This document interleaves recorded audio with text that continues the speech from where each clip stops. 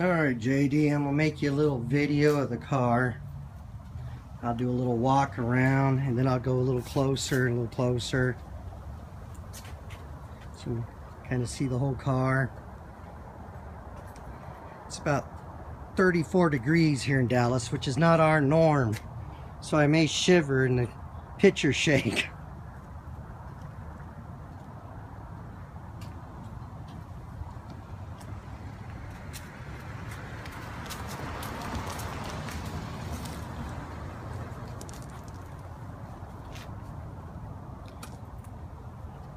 It'd probably look better if I shut the door.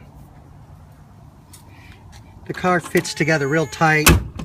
Sometimes with the windows up, you got to give the doors a little extra push. Windows down, they close real easy. The bumpers on this car are all original. They've never been re-chromed. That's kind of part of the wonderful thing about this being a California car with no real rust in it. Everything was in really great shape, interior and exterior wise.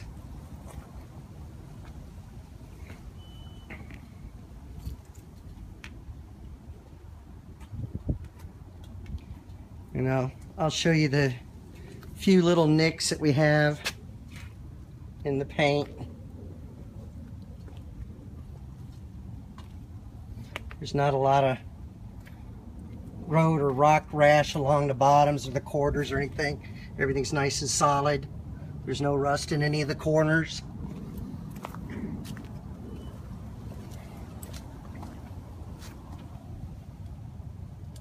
This car is all original sheet metal. None of the fenders or quarter panels or anything's been replaced, other than I did replace the trunk lid just so I could put a go wing on the back. Other than that, it's all original sheet metal all the way around. Now let's see, there's a small chip here. You can see by the size of my finger. And I have fairly small hands, so it's not a very big chip. It was touched up quite some time ago. It's never got any worse. There's a little blemish in the paint. Back here, we're looking at this back here on the C-pillar, and there's a little blemish right there, as you can see. That's my fault. I tossed a rag over here on the drip rail one day. It had some chemicals, some brake cleaner or something on it, and it made the paint lift a little bit, but that was about 6 or 7 years ago, and that's all the worst it's ever been. You can see it's all nice and solid around the windows. Trunk lid has a small chip or mark that was touched up, I think when a lawn chair came out. There is a little bitty chip over here that's not been touched up. Again, you can see it's not very big. There's one little rust bubble that I just noticed. Here on this corner, there's a little bitty place where the paint, it's got a little crack to it, and it's got just a little lifted spot. But I wasn't even aware of it until I walked around the car real close a minute ago to see if I could find everything to point out to you. There's a small blemish here on the door. You can see where it's at on the door. I'll back up.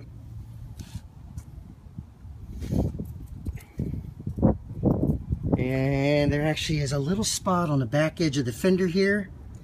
That's being too aggressive with the buffer, where took the paint down on, right at the into almost the primer. Under the hood, everything is a lot of original underneath here. It's not been repainted. It's original paint on the firewall and stuff. But it's, so you can see it's all in pretty good, darn good shape. Just put a new alternator on it last week. The air conditioning is functional. Like a lot of old cars, it does tend to leak out every couple years and have to be recharged. I haven't converted it to 134, but I would advise it just because it's a lot less expensive.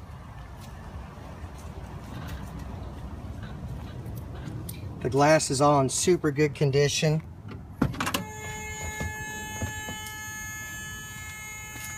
Door panels are in great shape. The car does have charger upper door pads on it because I didn't want to put my arm on hot metal every summer.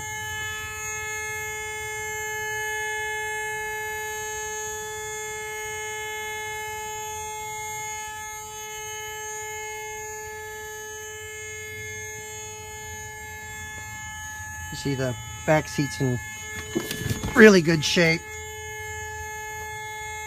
Probably hadn't been a dozen different people over the last 12 years even ride back there.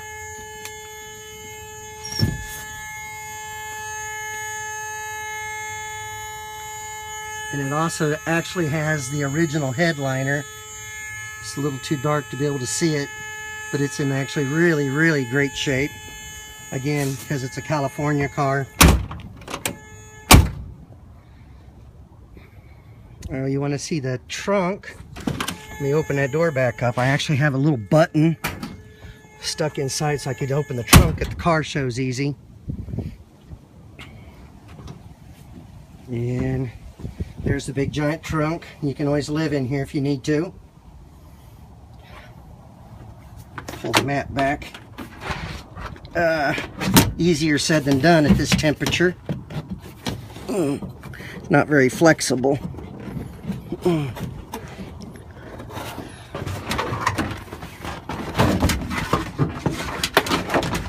See the probably dirt underneath here. I haven't lifted it in a long time, but it's all very solid.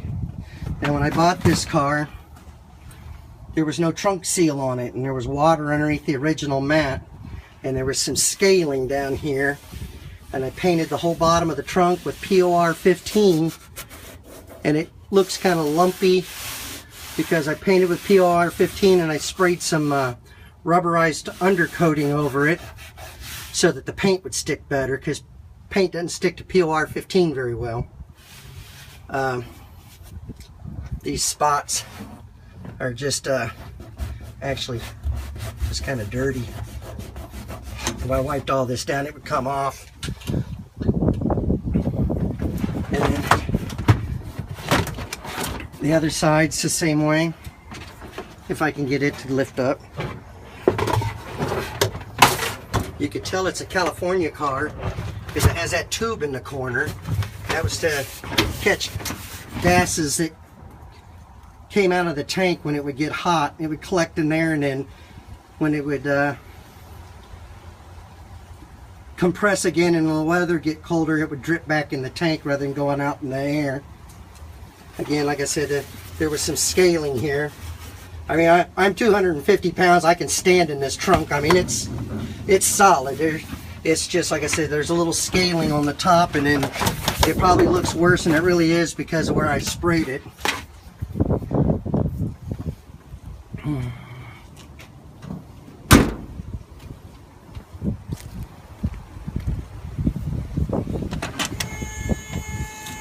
Go over here and start it up.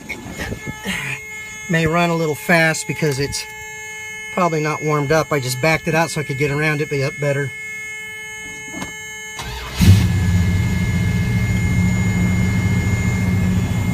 Yeah, it's idling a little fast right now.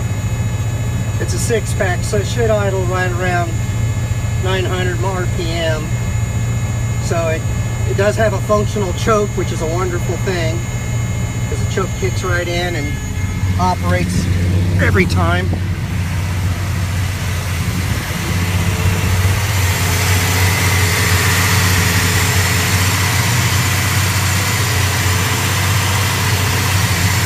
see the motor's nice and solid. It's not sitting there shaking and quivering, even though it's cold.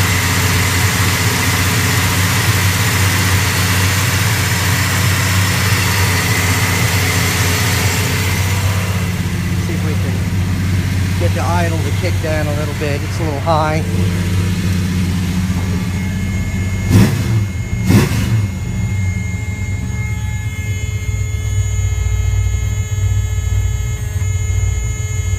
Still a little bit high.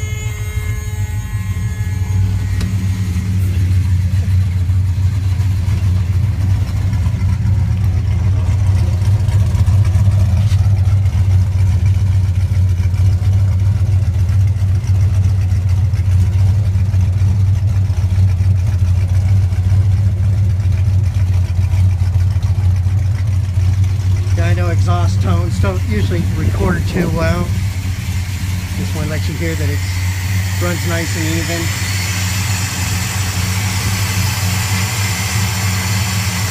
Still, the motor's nice and solid. Most of the shaking you're seeing is me.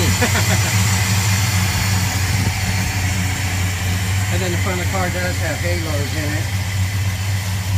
Gives it kind of a sinister look driving down the road in the evening.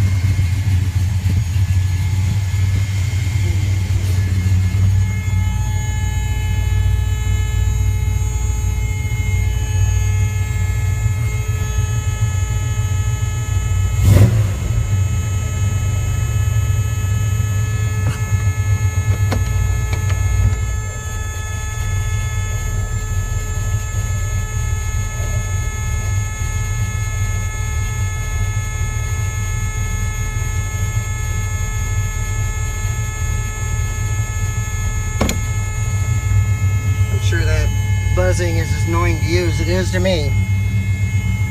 Now, one thing that would need to be fixed on this car is the heat, and it's actually a pretty simple fix. I just haven't found the right size O-rings to fix it, where the heat comes through the firewall and into the back of the heater core. You got two little brass tubes that go in there with an O-ring around them that pushes into the heater core, and those O-rings started to leak and drip, so I blocked off the heater hoses because I can't find the right size O-rings. I have an extra heater box that I could test fit things on, and I haven't found a set that felt like it made a good positive connection that would seal it good, and I just hadn't had luck with it yet. And actually, you buy the car, I'll put the extra heater box in the trunk and send it with it. It's a heater box for AC because they're different. So that's about all I really know to show you. So I'll send this or get it on YouTube, and if there's anything else you want to see, you'll have to let me know.